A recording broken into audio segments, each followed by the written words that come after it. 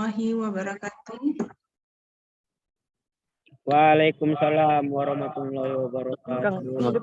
Kita mulai ya. Coba dulu buka kameranya semua. Kameranya dibuka. Ya, masing-masing semuanya. Iya, lagi. Ini siapa nih si Apan Al-Rasid Hasibuan, mana dia? Nah, coba dulu dibuka. Ya, gitu kan nampak Ibu. Jadi hari ini adalah pertemuan kita yang ke-6, yang mana kita tinggalan selama 2 kali pertemuan ya. Seharusnya hari ini kita sudah ujian tengah semester. Jadi masih ada 2 kali pertemuan lagi yang harus kita penuhi. Itu berarti besok ya, hari Sabtu. Iya. Iya, Hari Bu, di Sabtu jam 3. sepakat jam 3. Iya, Ya. Bu. Karena Lantas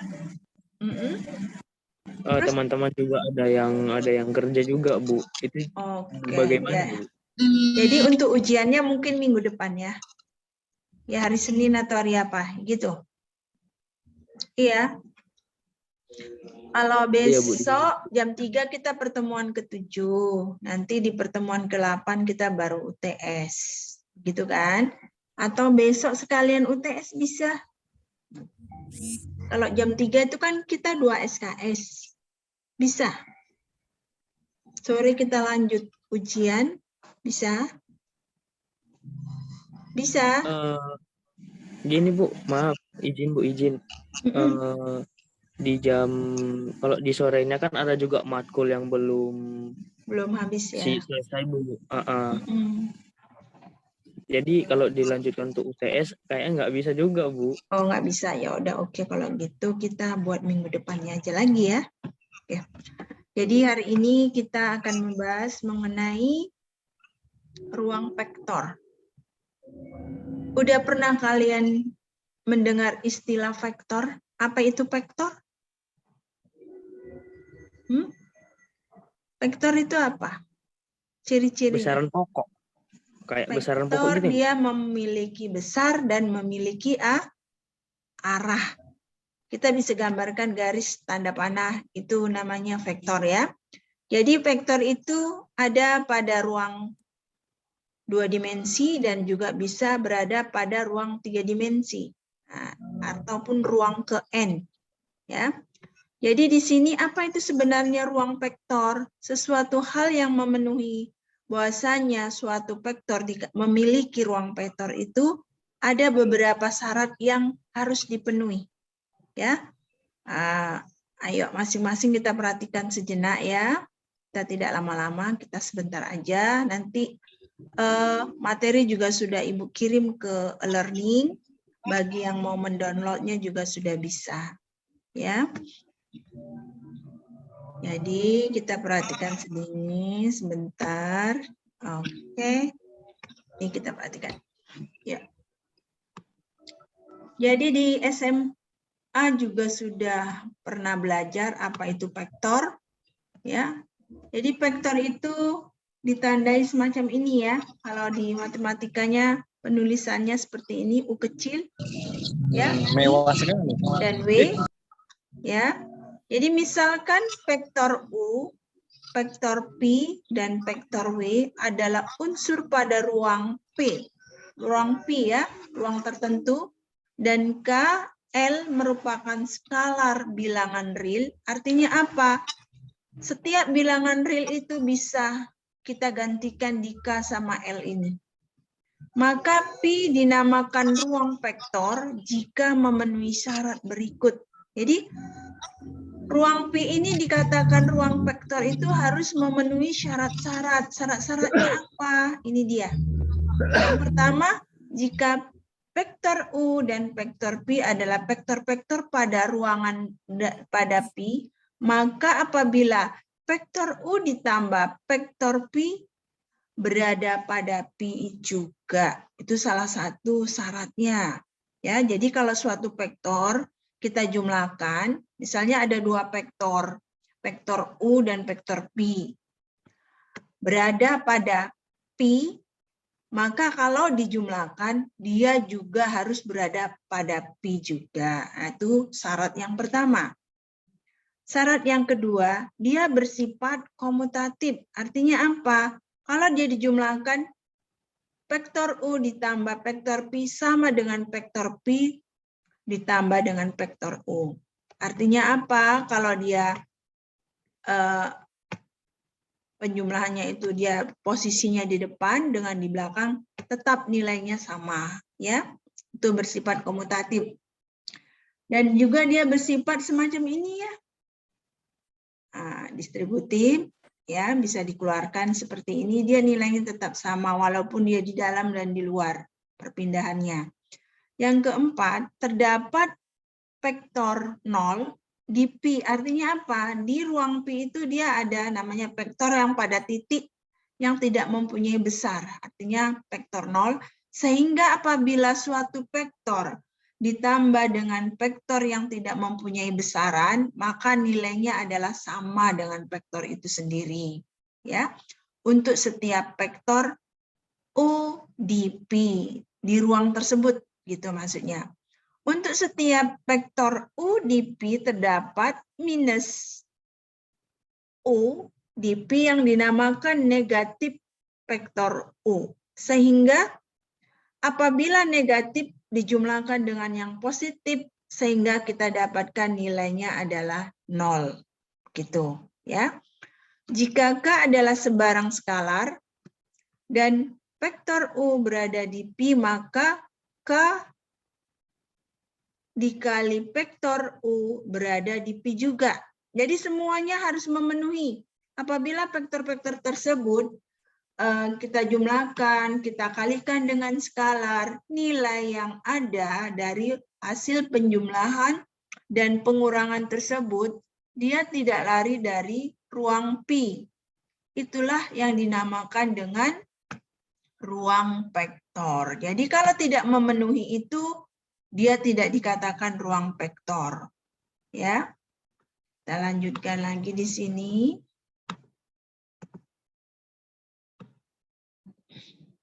Contoh.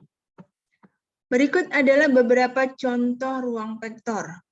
Himpunan vektor Euclid dengan operasi standar, operasi penjumlahan, dan operasi perkalian dengan skalar, notasinya R pangkat N. Artinya apa? Di ruang N.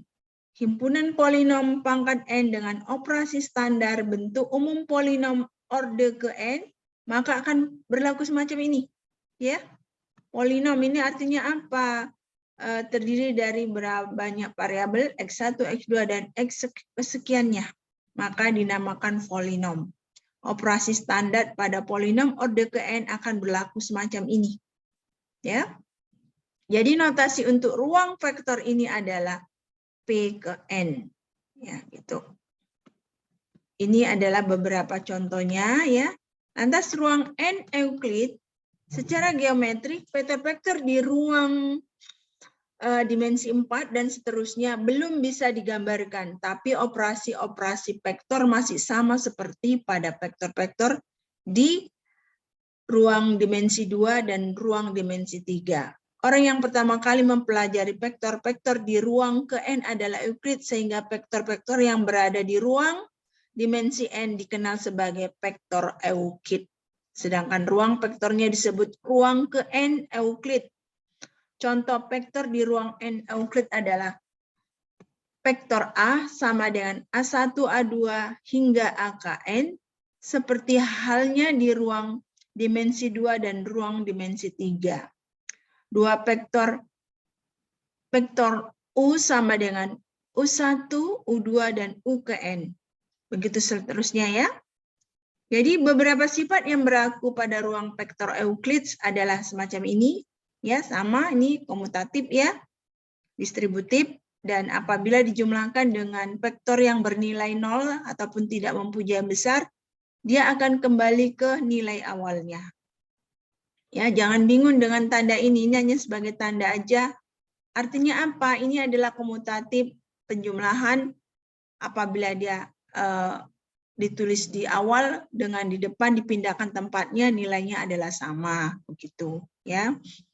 Jadi akan berlaku juga semacam ini ya, kalau untuk vektor N Euclid ini. Jadi sebelum langkah lebih jauh dalam beberapa pengertian ruang Euclid, berikut adalah beberapa operasi standar pada ruang vektor Euclid, yaitu inilah, ini operasi standar. Jadi kalau misalnya ada vektor U ditambah vektor P, ini akan berlaku. Apa berlakunya? U-nya itu bisa aja U1 ditambah P1, U2 ditambah P2, dan U ke N ditambah P ke N. Artinya apa? Vektor U ini bisa aja terdiri dari vektor U1 hingga vektor U ke N. Yang artinya kita bisa gantikan nilai-nilai ini dengan angka yang sampai ke N yang merupakan dari bilangan real.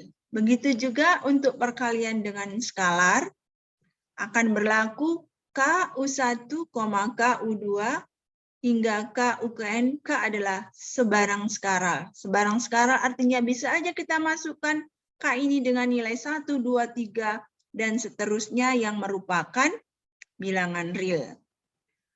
Begitu juga dengan perkalian titik. Pada perkalian titik ataupun Euclidean inner product, kalau ada perkalian vektor semacam ini, maka semacam ini dia konsepnya. Jadi kalau vektor U dot vektor P akan berlaku perkalian silang ya. U1 dikali P1 ditambah U2 kali P2 seterusnya. Kita lihat di sini contohnya. Nih. Diketahui vektor U yang terdiri dari titik-titik min 1, 3, 5, 7. Ini merupakan U1, U2, U3, U kesekian. Ya, kita lihat P-nya apa? 5, min 4, 7, dan min 1. Tentukan vektor U dot vektor P. Kita lihat bagaimana cara perkaliannya. Ya, 1 kali 5. Nih ya, itu 5 yang ini. 1 dikali 5. Ditambah 3 dikali min 4. Ditambah 5 kali min 7. Ditambah 7 kali min 1. Sehingga kita dapatkan 11. Ini vektor U dot vektor P. Inilah rumusnya ini. Nah, berlaku ya, sama ya. Nah, jadi inilah konsepnya. U ke N ini bisa aja angka sampai ke berapanya. Jadi semacam ini. Sampai di sini ada yang mau bertanya? Udah paham mengenai penjumlahannya ini? Sudah paham semuanya? Daru Desman, sudah paham? Walat. Sudah paham? Paham, untuk Bu, paham. perkalian? Insya Allah paham, Bu. Oke ya, kalau ini masih segini gampang ya. Oke, kita lanjut ya. Lantas untuk mencari ataupun menentukan panjang vektor dalam suatu ruang vektor Euclid didefinisikan. Ini rumusnya. Kita lihat di sini ya, rumusnya semacam ini. Ini menyatakan besar ya, besar vektor nilainya mutlak. Jadi kalau seandainya nanti kita dapatkan nilai negatif, dia tetap positif. Jadi panjang vektor U sama dengan, untuk mencari panjang vektor U sama dengan vektor U dot vektor U kali setengah. Atau bisa kita tuliskan, atau pangkat setengah ya, bukan kali setengah, maaf. Kita bisa tuliskan akar dari U1 kuadrat ditambah U2 kuadrat ditambah U ke N kuadrat. Untuk mencarinya ini. Sementara itu, jarak antara dua vektor didefinisikan oleh D dikali vektor U, vektor P sama dengan mutlak vektor U dikurang vektor V. Dan ini juga bisa dijabarkan semacam ini ya. Akar kali U1 dikurang P1 kuadrat ditambah U2 dikurang P2 kuadrat. Seterusnya hingga ke N. Ya, kalau ini mencari panjang, dan ini mencari jarak. Jadi kita bisa bedakan, lihat ini rumusnya. Yang ini perkalian dot, ini adalah pengurangan. Dan pengurangan itu dijabarkan semacam ini. Ya, jangan kita masukkan di sini aja. Jadi kalau kita udah dapatkan vektornya, ini kita uraikan satu persatu semacam ini. Ya. Oke, kita lihat sini contohnya. Ini diketahui vektor U terdiri dari titik-titik 1, 1, 2, 3, dan V 2,2,1,1. Ini merupakan titik yang bila kita letakkan pada koordinat yang mana ruang pangkat 4 atau ruang dimensi 4, inilah ya titik ke 1, 2. Ini. Jadi kita lihat di sini, tentukan jarak antara vektor U dan vektor P, katanya. Dengan menggunakan definisi yang pertama tadi. Kalau jarak kan vektor U dikurang vektor P sama dengan, ini dia nilai-nilainya. Namun kita jabarkan satu persatu. Ya. Min 1 kuadrat ditambah min 1 kuadrat ditambah 1 kuadrat, ini dia. Ditambah 2 kuadrat. Dikali ini kurungnya 2 ya, kurung 2 baru pangkat setengah. Kalau pangkat setengah kita bisa alihkan ini dengan akar 7. Jadi pangkat setengah itu sama dengan akar 7. Oke, begitu caranya. Sampai di sini ada yang belum paham? Di contoh 53. Sudah paham? Sudah? Oke, Ibu lanjut kalau sudah paham. Ibu nggak mau panjang-panjang lagi. Lantas untuk subruang, apa itu subruang? Subhimpunan W dari sebuah ruang vektor P dinamakan subruang V jika W itu sendiri adalah ruang vektor yang tertutup terhadap operasi penambahan dan perkalian skalar yang didefinisikan pada P. Dengan demikian syarat agar W dikatakan sebagai subruang dari P adalah ini. W tidak sama dengan himpunan kosong. W subset P. Jika vektor U dan vektor P berada pada W, maka vektor U ditambah vektor P juga berada pada W. Hampir sama ya. Jika vektor U berada di W, maka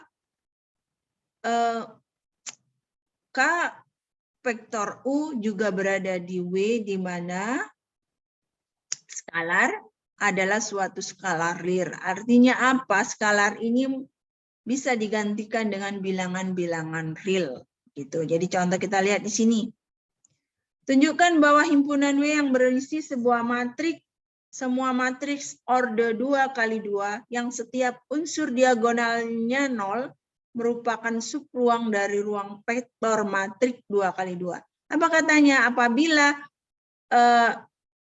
ini dijumlahkan, maka hasil penjumlahannya harus juga berada pada W. Begitu juga ini. Ya, ini adalah semua matriks yang berada di himpunan W, yang mana matriks tersebut ordernya 2 kali 2. Jadi, apabila setiap ruang diagonalnya 0 merupakan subruang dari ruang vektor matriks itu juga. Bagaimana cara menjawabnya? Kita lihat di sini. Kita lihat, misalnya 0, O. Misalnya O adalah suatu matriks yang terdiri ordonya itu 2 kali 2 yang terdiri dari ordonya itu 0, 0, 0. Yang mana merupakan elemen W ataupun bagian dari W. Jadi W itu tidak sama dengan himpunan 0. Artinya apa? W itu mempunyai nilai. Nilainya apa? Ya inilah 0. Ya, jelaskan bahwa W subset matriks 2 kali 2. Lantas akan diperiksa apakah A tambah W tambah B elemen W juga. Nah, kita misalkan di sini. Ambil sembarang matriks A, B elemen W. Tulis A-nya itu matriks yang terdiri dari matriks berordo 2 kali 2. Ya, ordo 2 kali 2 ini dia. A. Dan B juga ordo 2 kali 2. Kita jumlahkan. Apakah hasil penjumlahan itu nilainya itu merupakan bagian dari W Kita lihat di sini, ya. Setelah kita jumlahkan, ordo-ordo yang terdiri dari A tambah B ini adalah ordonya itu merupakan angka-angka yang merupakan bagian dari W. Sehingga A tambah B itu merupakan elemen W. Kita lihat kan 0, A2, B2, A1 tambah B1, 0. Dan ini merupakan bagian dari W. Sehingga dikatakan bahwasanya A tambah B merupakan elemen W juga. Begitu ya. Jadi akan diperiksa apakah skalar K kali A elemen W. Untuk K elemen real maka kita lihat di sini. Berlaku atau tidak? Ya. Jadi ternyata berlaku. Ternyata dia merupakan elemen W sehingga W ini merupakan subruang dari ruang vektor matrik 2 kali 2. Semacam itu ya. Begitulah cara membuktikannya bahwasanya dia merupakan bagian dari dia. Artinya apa? Misalnya kalian diambil salah satu orang si Apan Al-Rasid Asibuan misalnya. Apakah dia itu merupakan mahasiswa IF Malam A? Nah, bagaimana cara membuktikannya? Tentu aja kita buktikan dengan apa? KTM-nya ataupun yang lainnya yang berhubungan dengan syarat-syarat bahwasanya dikatakan dia merupakan kelas ataupun bagian dari kelas IF Malam A. Gitu. Begitu juga dengan ini, ya. Jadi ini lagi contohnya. Periksa apakah himpunan D yang berisi semua matrik orde 2 kali 2 yang determinannya 0 merupakan subruang dari ruang vektor matrik 2 kali 2. Kita lihat di sini. Ambil sembarang matrik A, B elemen W. Pilih A tidak sama dengan B. Artinya apa? Kita pilih bagian angka A yang tidak sama dengan B ini. A, B artinya apa? Ini bisa aja 1, di sini bisa aja 2. Itu maksudnya. Jadi A sama dengan A, B 0, 0, 0. A, B ini menyatakan dia bukan A dan bukan B, sehingga menyatakan A tidak sama dengan B. Jelas bahwa determinan A sama dengan 0. Jadi kalau kita cari determinan A sama dengan 0, kita buktikan. Bagaimana cara mencari determinan? Masih ingat cara mencari determinan? Masih ingat? Dikali silang bukan? A kali D dikurang 1 per AD kurang BC. Apakah nilai AD A0 kurang BC? Kan dapatnya 0 bukan? 0 dikurang 0 sama dengan 0. Sehingga determinan A adalah 0. Iya? Masih ingat mencari determinan? Masih ingat? Masih ingat cara mencari determinan, Khalid Rizky? Halo?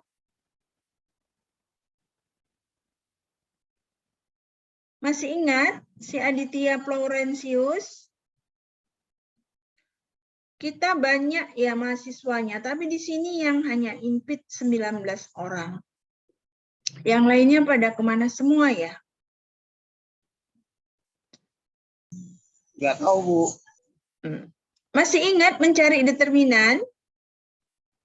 Masih? Oke, kalau memang coba kalau untuk determinan matrik 3 kali 3, apa yang kita gunakan untuk mencari determinan tersebut? Dengan menggunakan cara apa aja? Masih ingat? Masih dibaca materi yang Ibu kirim sama kalian? Apan Al-Rasid? Muhammad Wayuda? Bagaimana cara mencari determinan matrik? Kolom kali baris ya, Bu? Kolom kali baris. Udah lupa semuanya. Determinan matrik, untuk matrik yang 2 kali 2, kan kita tinggalkan gini aja. A kali D, ya kita balik ya. B minus BC, 1 per AD kurang BC. Itu untuk yang matrik 2 kali 2. Jadi kalau seandainya matrik 3 kali 3, Bagaimana caranya? Masih ingat metode Sarus? Masih? Jadi kalau untuk mencari determinan matrik, Bu ulang sekali lagi ya. Untuk matrik 3x3 itu menggunakan Sarus. Ataupun menggunakan ekspansi baris, ataupun menggunakan ekspansi kolom. Ya.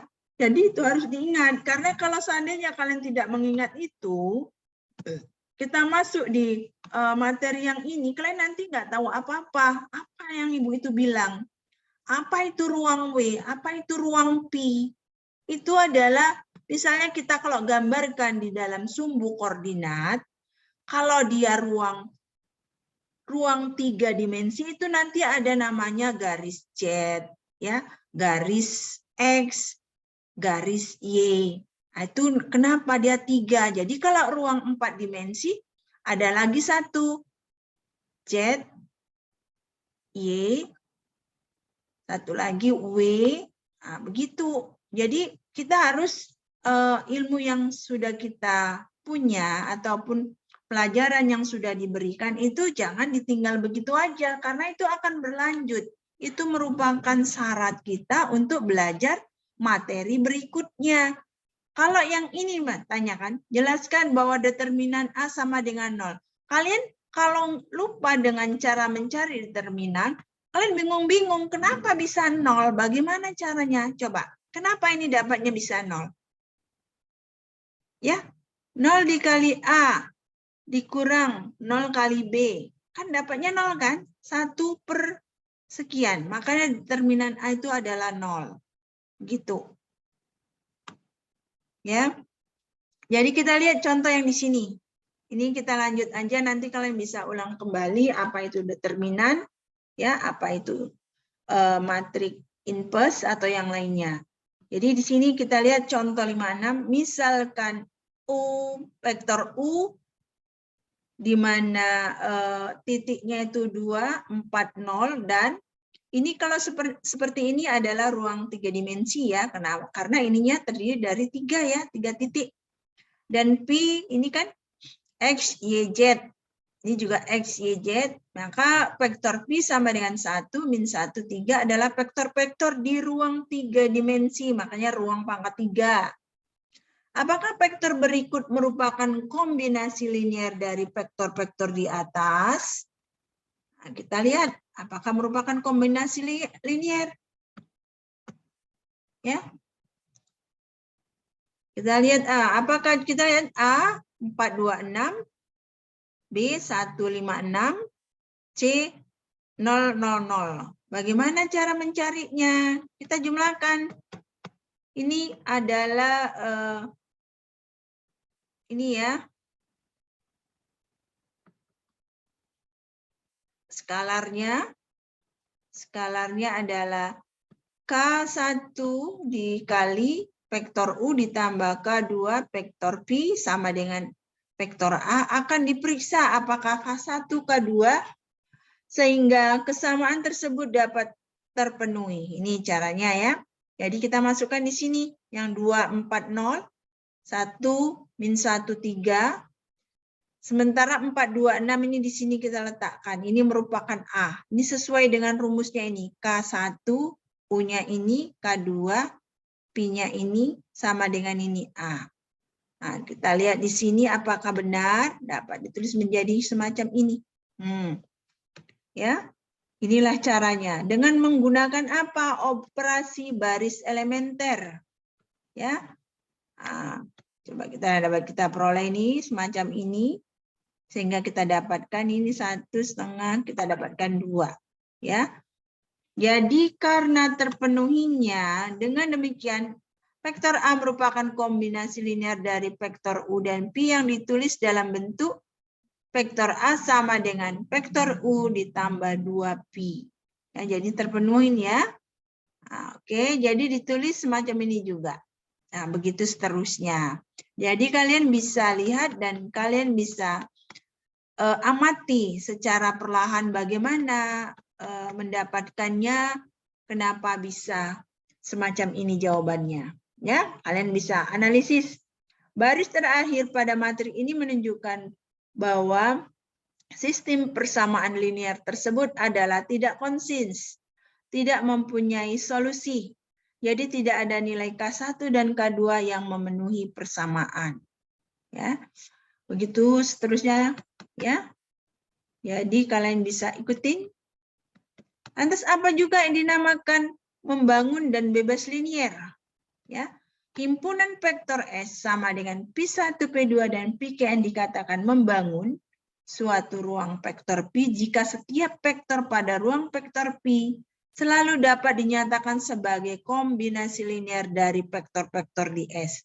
Gimana sih kombinasi linear itu apa sih? Kita lihat di sini. Ya, P-nya, P1-nya ini, P2-nya ini, P3 ini.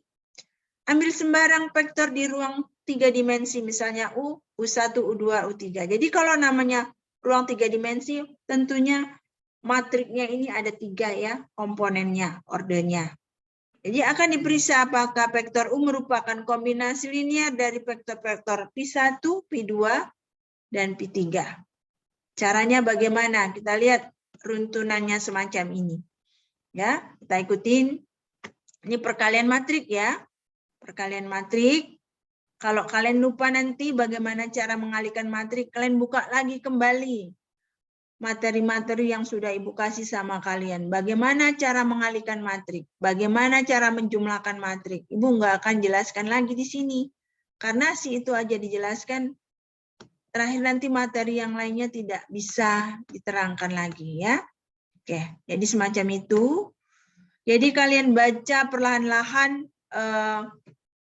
materi yang Ibu kirim ini. Dan di sini nanti ada soal. Ya, soalnya di terakhir-terakhir kalian bisa kerjakan. Ya, ini nyatakanlah matrik 6 yang berorder 6308 sebagai kombinasi linear dari matrik berikut. Jadi bagaimana caranya membuktikannya? Di contohnya di atas sudah ada, ya. Kalian ikutin langkah-langkahnya. Lantas periksa apakah himpunan berikut bebas linier. Di atas juga sudah ada contohnya. Periksa apakah himpunan A juga bebas linier. Jadi ini ada 8 soal. Jadi kalian bisa mengerjakannya. Ya, kalian kirim nanti di e-learning jawabannya dengan menggunakan tulis tangan saja. Caranya di sini sudah ada contohnya semuanya, ya. Paham untuk yang itu? Bisa? Ya, kalian kerjakan soal-soal yang ada di situ. Contohnya sudah ada di atas. Kalian ikutin pelan-pelan bagaimana cara mencarinya, ya. Ibu rasa untuk hari ini dan malam ini sampai di sini aja. Ya, nanti jam 3 besok ya. Jam 3 sore kita akan bahas soal-soal kita yang sudah kita kerjakan. Usahakan semua mengerjakan tugas yang Ibu berikan. Kalaupun nggak bisa 4, 5, ataupun 7, kalau nggak bisa 8, 6, setidaknya kalian berusaha untuk mengerjakan apa yang bisa kalian kerjakan. Ya. Jadi bagi yang belum mengisi, mengelis namanya di WA group, tolong di list, Ibu akan segera tutup portal. Dan jangan bilang, saya sudah list absensi. Ini sudah jam 8:26, kita hanya 2 SKS, saya rasa cukup sampai di sini. Kalian bisa mengerjakan tugas yang Ibu berikan. Ya, bisa paham? Sudah ya? Tutup. Assalamualaikum warahmatullahi wabarakatuh. Selamat malam semuanya. Waalaikumsalam warahmatullahi wabarakatuh.